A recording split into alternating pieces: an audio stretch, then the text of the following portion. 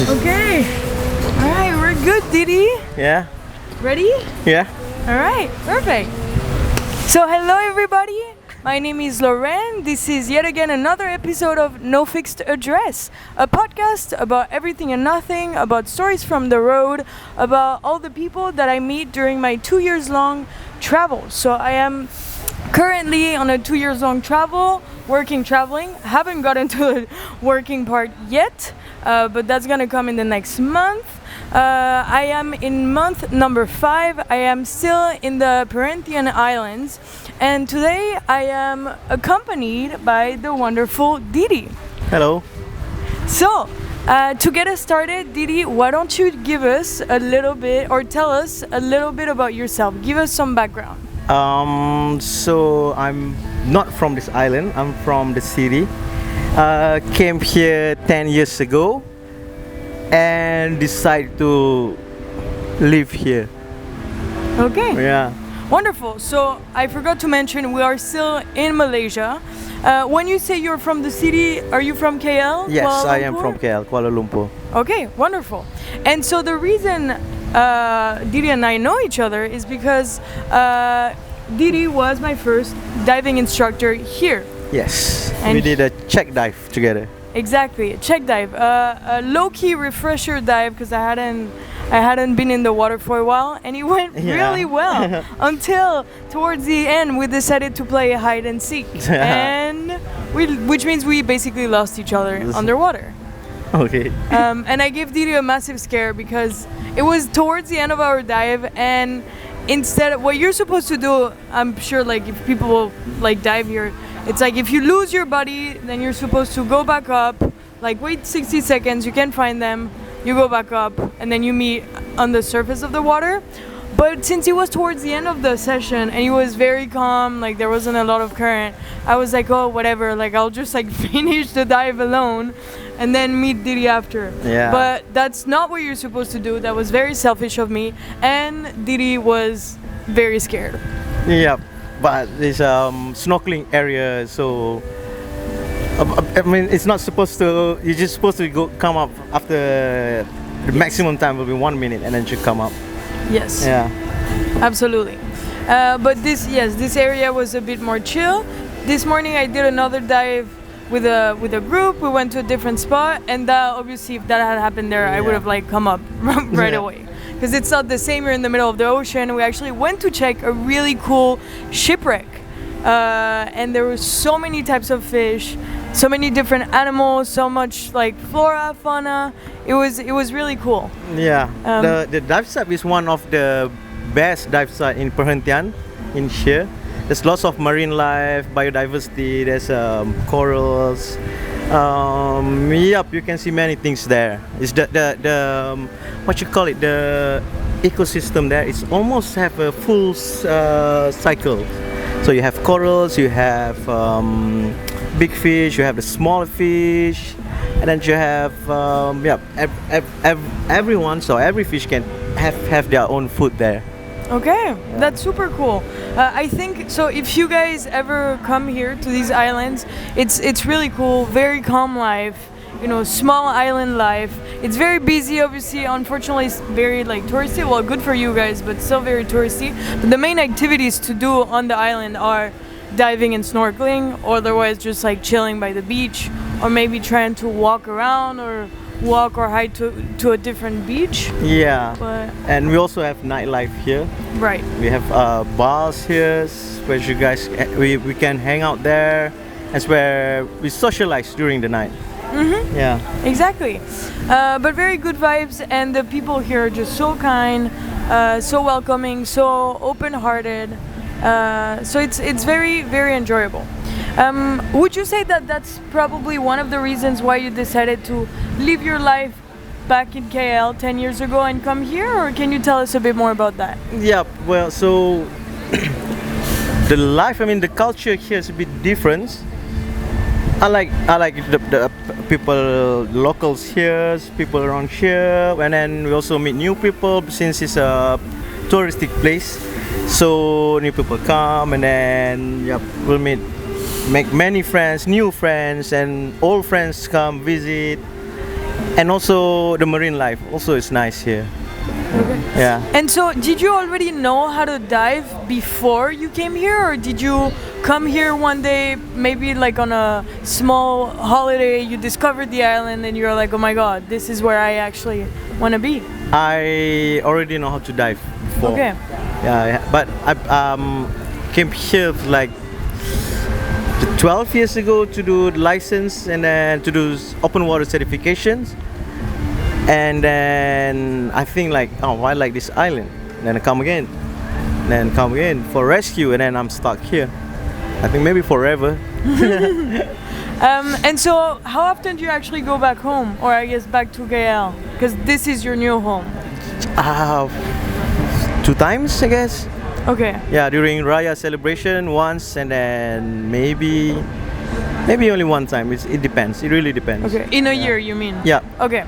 All right. Well, in any case, I totally understand why you would drop everything to come and live here. Because honestly, it's I grew up by the beach, so I totally relate to loving being by the ocean every day, waking up to seeing the wonderful views, the wonderful ocean, the wonderful colors, and being in an ecosystem and so connected to an environment with so much nature and diversity. Yes.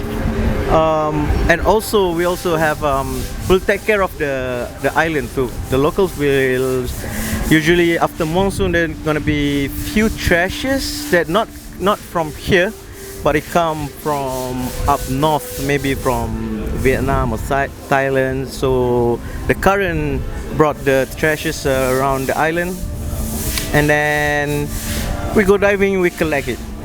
Okay. Yeah. So we clean it up.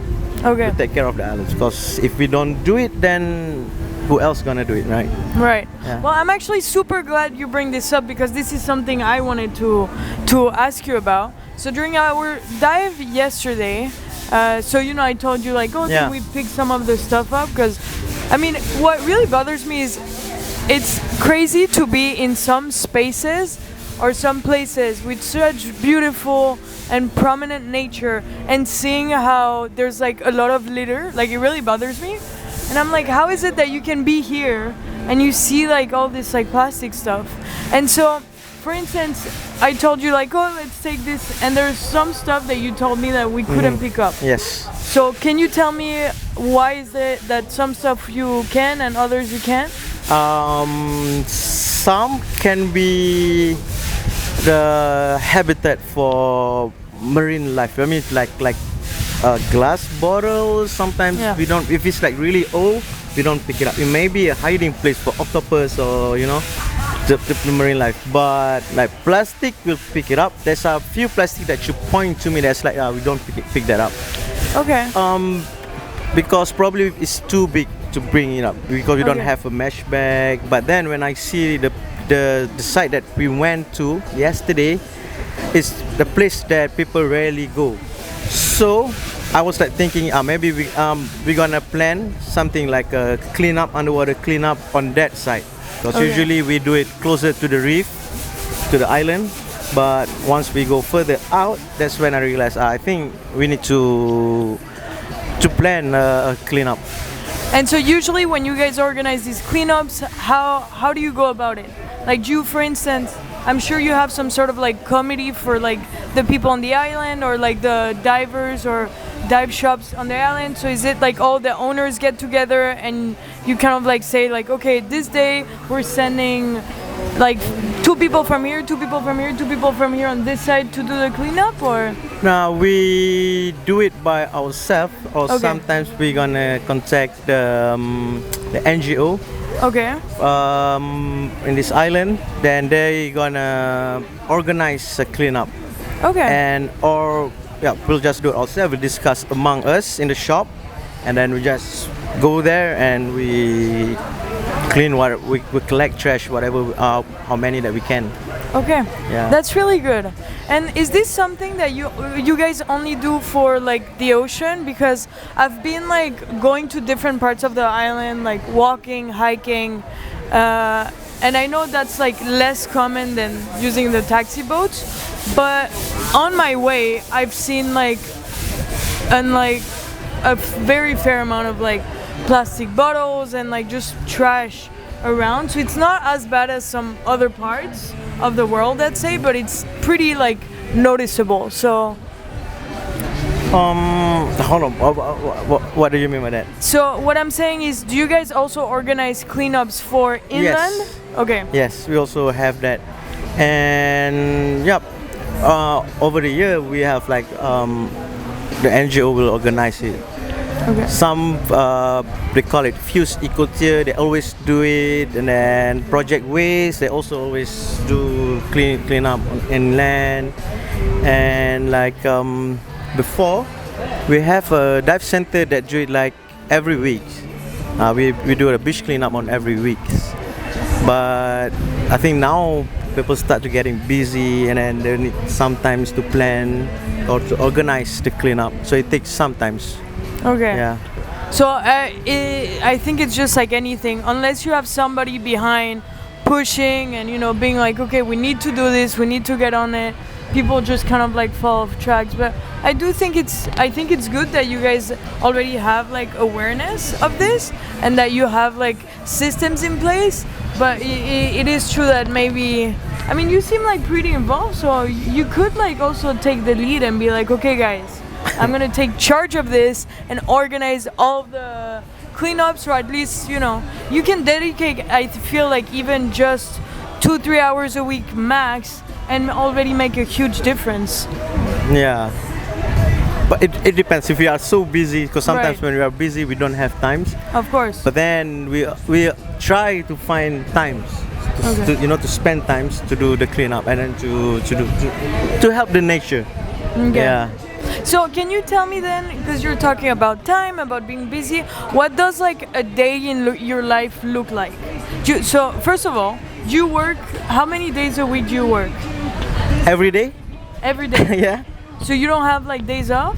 We don't have days off. If you want a days off, we're gonna ask for the days off, and usually we'll take like 1 week days off or 2 weeks. It depends. Okay.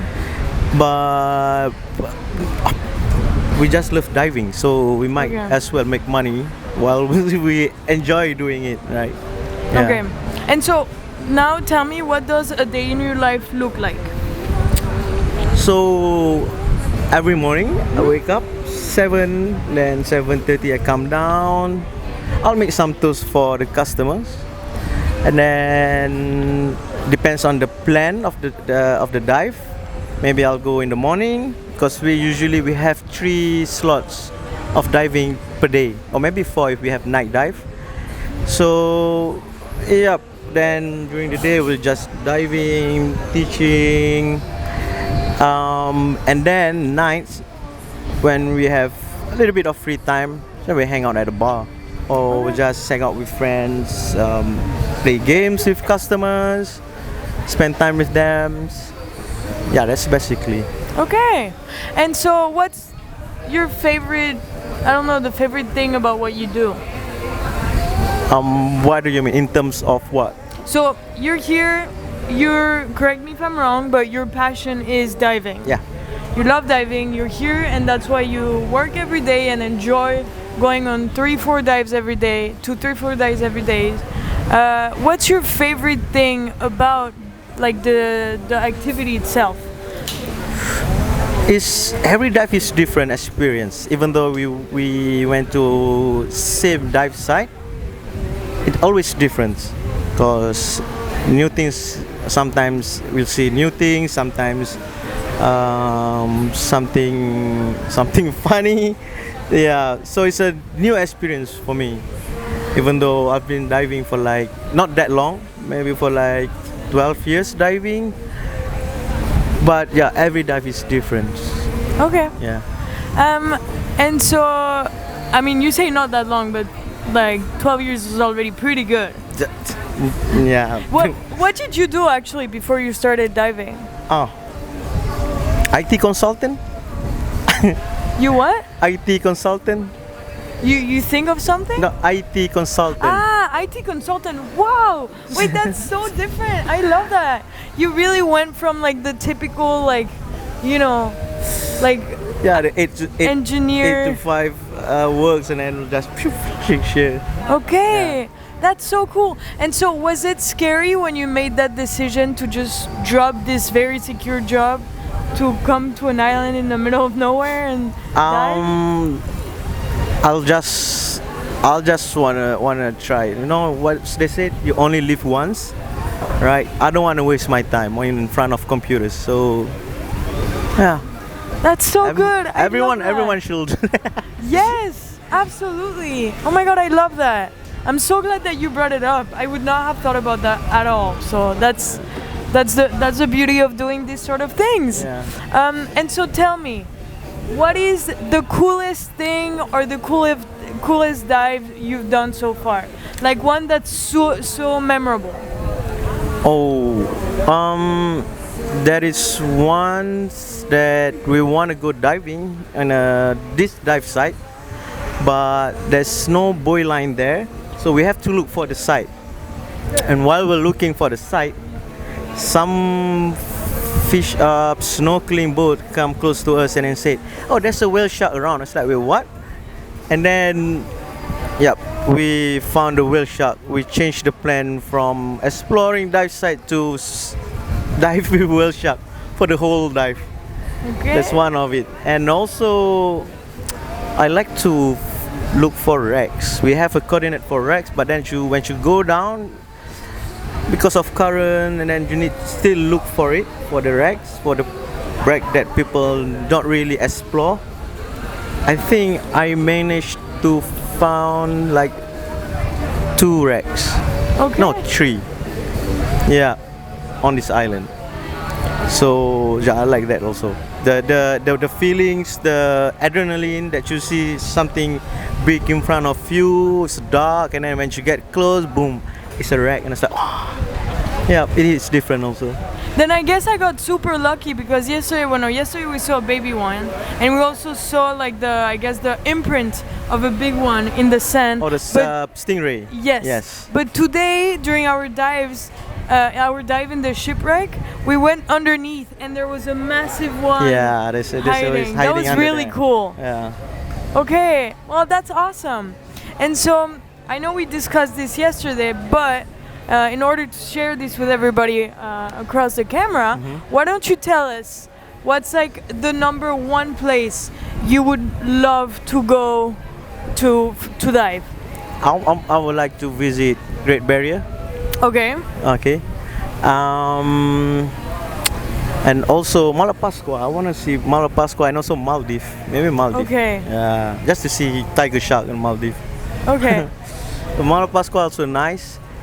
And I have also one place that I want to dive, which is in Japan, where you can see lots of macro. It's a beautiful macro life there. Okay. Yeah. And would you consider like moving to one of these places to like give, be a dive master over there and leaving Perhentian? I don't think I will move to work. Maybe visit, yeah, because Perhentian is different. It's the reason it's called the Perhentian in Malay. I mean in English, it means like a stoppage, like a stop. Yeah, so usually people come here and then they stop here. So it's a bit hard for me to leave Perhentian. I always come back to Perhentian. Yeah. I think I've met so many people on this island, including myself, that have just like extended the days. Yeah. Because it is true that it's, life is slow, but life is so enjoyable, and it's not actually like boring. Like you have things, even though there's little things to do, it's still enjoyable, and I still find myself like busying like the entire day. So it is a privilege to be here, and I understand what you say what you mean when you say that you wouldn't want to leave. Yeah. Okay, but you do have to like try and find some time to explore these other places. Especially because yesterday Didi was telling me about how much he really wants to see those like tiger sharks. Yeah. So you have to go to the Maldives to see them. Yeah. Okay, now why don't you tell me If there's like something that you actually really dislike about diving, or something that bothers you, or like a pet peeve when you're diving. I don't have that negative feel. I don't have that on Okay. diving because it's different. In what context? What did you mean? So I don't know, maybe something that if you're taking a group, somebody does something and it's like, oh, there's always this one person that does this thing and it's like, you always say don't do it and there's always somebody that does it and it's frustrating and you're like, fuck, like that's the part of my job that I'm like, I don't really like. I mean, when I was like maybe like new divers, but then I mean new professionals. Maybe I have that itch, but now I understand that everyone is different, and I kind of like accept that, even though it Okay. doesn't matter if you come from, for example, from India, from China, from Asia. Asian are not good swimmers. So they're scared of waters. They get panic easily. At this point, I understand that, and I think it's our responsibility, I mean professional responsibility, to help them to overcome that. Okay. Yeah. I love that. I think it's so great. Yeah. I'm very glad that you actually brought up the different cultures that come here on the island and interacting with the different cultures and understanding the backgrounds. Because, so I think something that I haven't visited a lot of Malaysia just yet, a few parts, but what I've come to really enjoy, and this is similar to my experience in Singapore, is that in Malaysia you have different cultures, different, you know, people from different backgrounds that are all like, they're Malaysian and it's part of like the Malaysian, like Malaysia, I guess. And so I love how all these cultures interact together and, you know, they live kind of like happily and everybody's just like, you know, kind of like embracing each other. So for instance, I think the biggest religion, for instance, in Malaysia is Islam. Islam, yeah. So for instance, I actually thought about this when I was on the boat on my way here. I was like, oh, am I gonna be able to, because I only have a bikini, right? And so I'm like, oh, am I gonna be able to like wear a bikini? And so the first thing I asked when I arrived is, oh, is it okay to wear this, or do I have to like, you know, like dress? And they're like, no, it's okay. If you're on the island, you're good. And so it's super cool because you have different cultures, people from different backgrounds, different religions that are all interacting together, and everybody's just kind of like chilling, you know. It's not it's like very loving and kind of like accepting, I feel like. But anyways, I'm saying all this. Can you tell me a little bit more about Malaysia, about its culture, the dynamics of the country? Oh, that's hard because we are really a multiracial country. I cannot really say about the other races, it's like Indian or Chinese, because for Malay cultures it's also different, but at some points we get along together. But you know, it's like siblings. Sometimes we fight and then we get along back, and then but in terms of accepting the cultural exceptions, I think we managed to live along together for like quite long time. For how long now? More than 50 years. Yeah. Okay. That's pretty good. And so, can you tell me a little bit about like how politics work here? So how in order for all of these different like cultures, different like peoples to, you know, get along, what political system helps hold all of this together? Maybe the only things that try to separate us, maybe the politicians. That's what I believe that. But most people, we don't really care about it, and we just want to be friends. Okay. Yeah. Okay. If you know what I mean. Yeah, of course. And So I have literally no knowledge. I'm fully ignorant of the Malaysian history. If you could give me in a nutshell, well, I know it's very hard to fucking, very much summarize a country's history, but give me a bit of an idea of what the last, few centuries looked like for it to become what it is today. Can you? Oh, we were before we have our own independence. We were how should you call it, occupied by the British Empire, and then they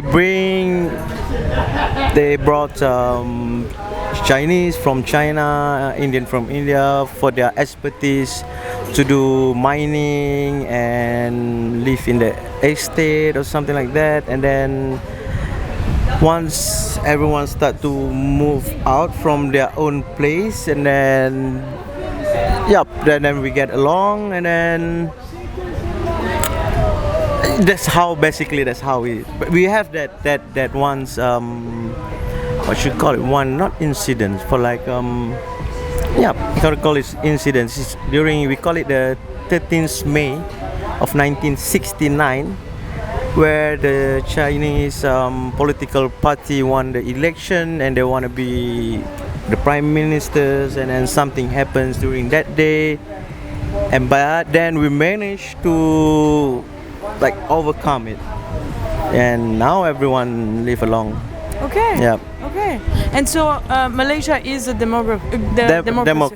Democratic country. Okay. And it's like for like both men and women can vote and. Yep. Okay. All right. Okay. That's super interesting then. I think it's always interesting to hear people's perspective on their country's like political system, especially when a lot of countries unfortunately have a lot of corruption. If not every country in the world that has corruption, but it depends to what level, to what extent. Okay, so to wrap up the whole like little Malaysia segment, why don't you tell me how you think or how well you think your country is growing? So for instance, putting what you see every day and the news, and do you think Malaysia is headed in the right direction? Like you guys have the right political leaders in charge and the economy is doing well, or what's your perspective on that? I think we managed to develop a lot.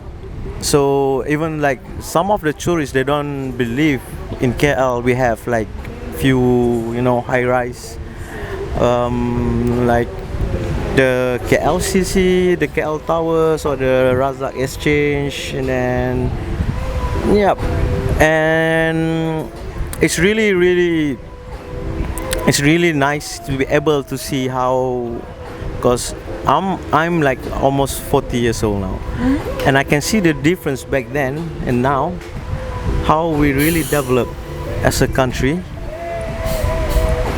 And also the awareness about nature life, and back then the people don't care, they just throw trash on the beach or wherever. Now we don't see people throw trash. Maybe sometimes a plastic cup just fly from the restaurant and then it becomes trash, but I don't see people just simply throw things, because now we have that awareness. We'll in a good, I can say in a good terms in terms of developing. Okay, cool. Thank you for your perspective. I actually think that, and you can tell by, first of all, the fact that Malaysia is more expensive compared to like other countries in, for instance, Southeast Asia. You can tell by the state of like the roads, the environment. I think the people. I think also the nature around, how well things are maintained, preserved, how clean they are.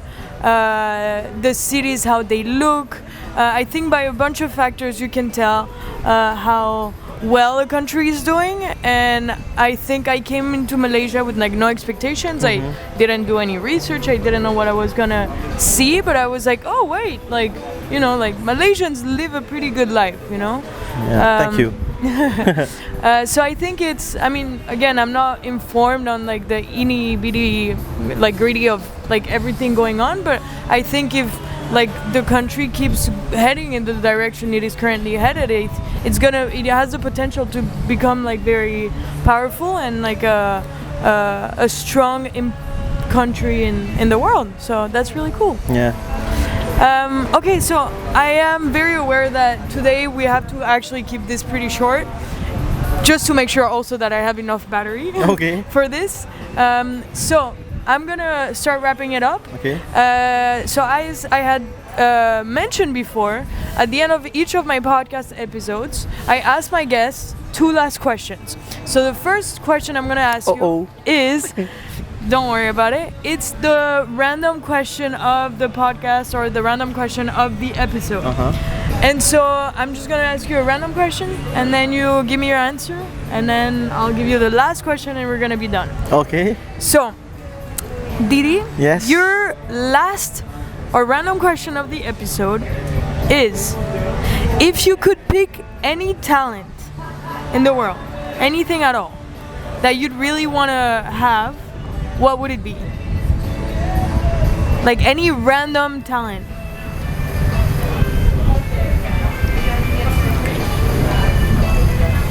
What you call it? Pitch perfect? Pitch perfect? Yeah. You mean like singing? Like having a like Good hearing. Good hearing. good hearing? Yeah. Oh, okay. So If you knock the table, oh, I know it's a B flat or it's a C sharp. Yeah. oh my god, wait, that's so cool. That's so Yeah. original. So like knowing, like closing your eyes, a sound, Yeah. like whatever, somebody does a sound or something happens and you know exactly what just happened or Yeah. what caused the sound. Yeah, for me, it helped a lot because I play guitar, and then if you have that, and then it's like, oh, it's easy to play. It would be so easy to play, of course, because Yeah. you know every chord and every notes that come No. out. Oh, that is such a cool answer. I love that. Wonderful. Okay, thank you, Didi. Yeah. And now, that is such a cool answer, dude. I love it. Okay, and now for the last question of the episode. Tell me, Didi, I love the fact that you also brought up that you are a musician, or you play the guitar. Yeah. What is your current favorite song? And extra points if it's a Malay song, it's totally fine if it's not. I'm gonna use this song as the outro of the episode. Oh, that's a lot actually. But recently I found I'm jamming to that song. Okay. Because every time I come back from work, I will play my guitar. So I will play this song and I'll jam along with it. It's a blues song, Oof, I love it. but it's they create it from AI. okay. But it's a really nice song. It's the Crazy Frog. The Crazy Frog, you know, the old Crazy Frog song. like the one from Ringing Ding. Yeah. But you should listen to the 1950. Okay. Yeah, it's in the internet somewhere, but it's just a few minutes song. But I just play it like on loop, and I'll jam along with it. Oh my 'Cause it's so God. nice.